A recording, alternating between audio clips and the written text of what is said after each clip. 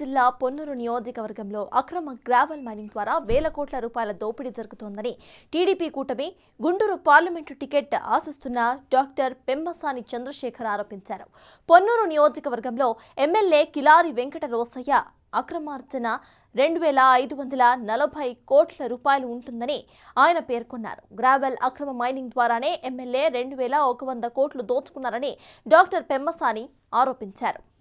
చేబ్రోలు మండలంలోని వీరనాయకునిపాలెం గ్రామంలో జరుగుతున్న అక్రమ గ్రావెల్ మైనింగ్ క్వారీలను డాక్టర్ పెమ్మసాని ఆధ్వర్యంలో టీడీపీ, జనసేన, బీజేపీ నేతలు పరిశీలించారు.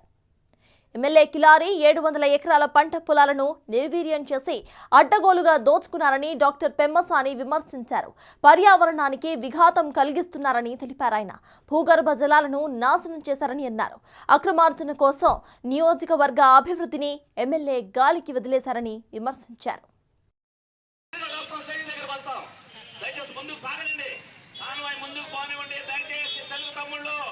జన సైనికులు అందరూ కొంచెం ముందుకు సాగనివ్వండి, కాన్వాయ్ సాగనివ్వండి.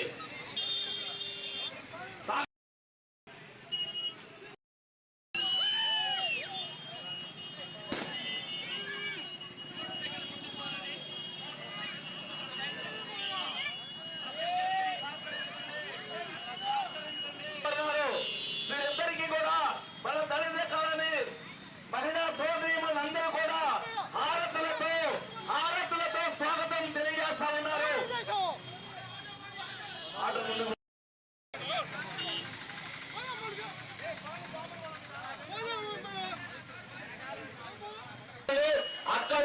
అక్కలు మంగళ హారతులతో స్వాగతం తెలియజేస్తా ఉన్నారు.